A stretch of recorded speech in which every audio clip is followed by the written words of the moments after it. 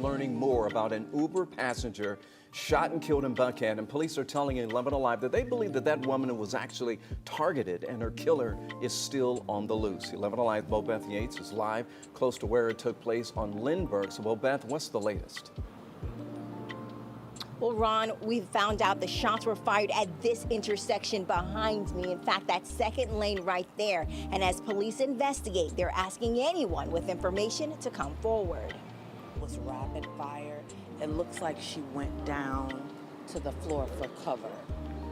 Jahari Humbles described the shooting scene at the intersection of Lindbergh and Adina Drive. You could see that, something pretty bad had happened, and there was one person that didn't survive. According to Atlanta Police Department, officers arrived on scene to find a person shot in a black Escalade being used as an Uber. We're told the passenger who was in the back of that vehicle was struck multiple times after a car drove up next to it and began firing into the vehicle. This appears to be a targeted incident. As you can see the number of shell casings. There were multiple shooters. But again, we just don't have a whole lot to give out right now. Police have not released the victim's name, but neighbors identify her as Tisha Brody and said she moved from Guyana with her brother. It turns out she only lives in the next block, so she was less than a block away from home. I think they just caught her at the red light. It looks like that she was ambushed. Police also tell me the driver of the Uber was not injured. And again, they're asking anyone with information to come forward. The number to Crime Stoppers is 404-577-TIPS. Live in Buckhead, Bobeth Yates, 11 Alive News. And Bobeth, hopefully someone will come forward. Thanks a lot for the update. By the way, folks, we're going to stay on top of the story, bring you any new details on air and on live at 11alive.com. We are tracking new developments after a deadly shooting in Buckhead. Police say somebody targeted a woman riding in an Uber. We now know they are searching for more than one shooter. Atlanta police say they believe the gunman pulled up next to the SUV the woman was riding in. She had ordered an Uber Black. The driver was not hurt. Investigators emphasize that this shooting was targeted, and the Fulton County Medical Examiner's Office is now confirming the woman's name is Tisha Brewley. Family and friends say she was a popular Guyanese socialite and media influencer who lived close by. Today, the shooters who killed her are still on the run. So far, police have not identified any suspects. Neighbors who heard the gunfire tell us they're on edge. It's scary. It's becoming very scary to live here. I don't know what happened, but it's sad. Especially being that somebody got killed. That's real sad. If you have information that could help Atlanta police, they're asking that you call Crime Stoppers.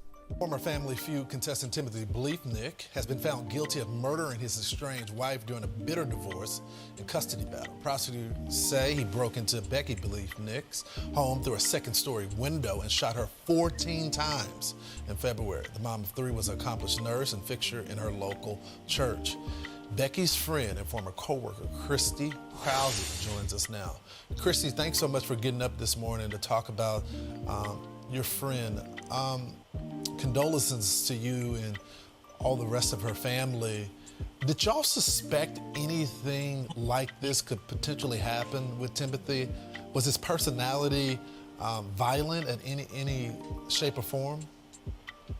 You know, when we knew Tim and Becky, that was when they had gotten engaged and were getting married, and it was a very happy time in their life. And, no, I would have never thought that Tim could do something like this.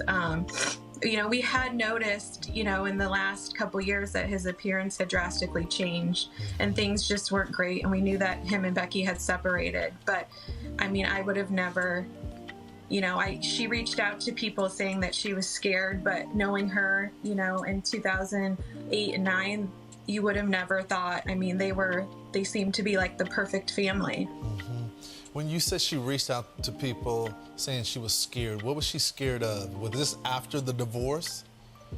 This was leading up to the end of the divorce. She had reached out to many, people that she was close to, saying that if anything happened to her, that Tim would be the one that they should look at first. Wow. And That's really sad to hear, especially during the trial. It was, very heartbreaking to know that she was in so much fear in the last few days of her life. Yeah. Christy, real quickly, I only have 30 seconds, but I'm curious, how are the kids holding up?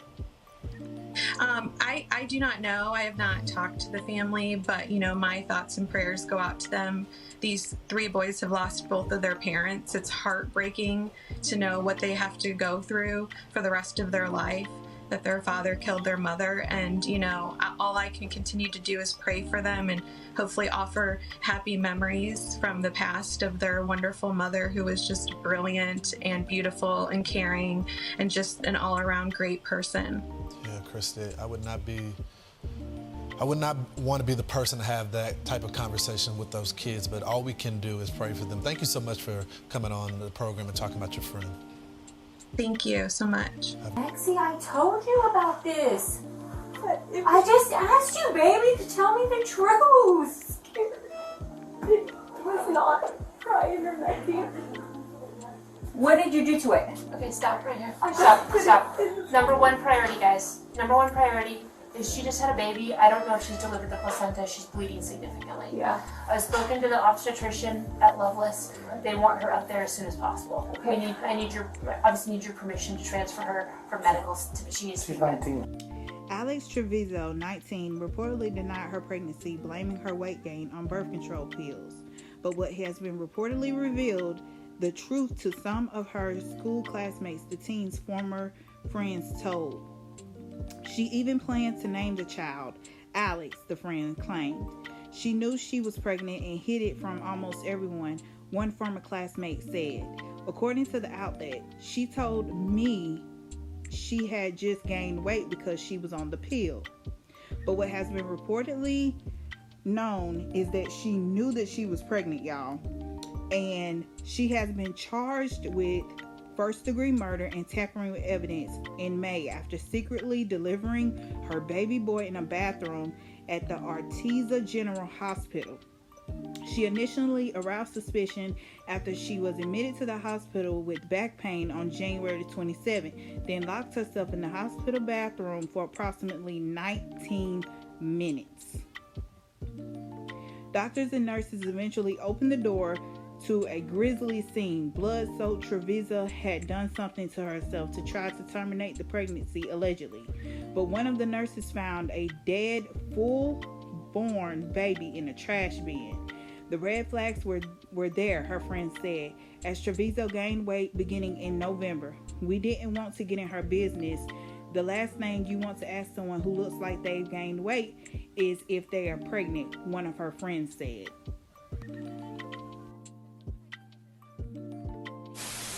California hospital is facing a federal civil rights investigation for the way it treats black women giving birth there. My wife would be here with her boys if it wasn't for the color of her skin. The death of 39-year-old Kira Johnson initiating the scrutiny after her husband filed a civil rights lawsuit against Cedars-Sinai Medical Center. It was later settled. Kira and her husband Charles, already parents to one son, a picture-perfect family, when she died after a scheduled C-section delivery of their second child in 2016. After allowing my wife to bleed and suffer needlessly, while my family and myself begged and pleaded for them to simply just treat her with dignity and respect. The case bolstered by this video deposition from Angelique Washington, a former surgical technician at Cedars-Sinai who was in Kira's operating room. The room started to look like a murder scene, a crime scene. It started blood everywhere. I knew it didn't feel good. The LA Times reporting on the investigation after reviewing a letter sent to Kira's husband Charles from the Federal Department of Health and Human Services, stating the department is reviewing the allegations. NBC News also obtaining the letter that says in part, the HHS Office of Civil Rights, quote, is aware of allegations that black women are provided a standard of care below what is provided to other women who are not black when receiving health care services related to labor and delivery. HHS confirming the investigation to the LA Times. NBC News has not heard back from the department. The CDC says in 2021, the maternal mortality rate for Black women was 69.9 deaths per 100,000 live births. That's 2.6 times the rate for white women. It has to do with racism in society, racism in healthcare, bias amongst healthcare professionals. So we're seeing a disproportionate number of deaths. A Cedars-Sinai spokesperson declining to comment on the investigation, but telling NBC News Cedars-Sinai clinicians, leaders, and researchers have long been concerned with national disparities in Black maternal health, and we are proud of the work we've done and continue to do to address these issues. Kira's husband also filing a lawsuit against her doctor for gross negligence, receiving a $1 million settlement, and filing an additional suit against the hospital that was also settled. Johnson vowing that the pain his family has endured will shed light on the devastating consequences. Kira's legacy will be that this is no longer allowed to happen anyplace. And Valerie Castro joins us now in studio. Valerie, the statistics alone should be enough to make us all stop and think about this. But seeing Kira, her family, the life she had, and knowing she is no longer here, that's a gut punch. Were you able to speak with her husband tonight? Allison, it's a devastating story, but her husband, Charles, says he is happy that this issue is now being taken seriously. He says after he came forward with the story of what happened to Kira and their family, he heard from other families who experienced similar tragedies. He said he hopes this investigation leads to change not only at Cedars-Sinai, but other hospitals and other healthcare systems across the country. Valerie Castro, thank you so much for that important report. We appreciate it.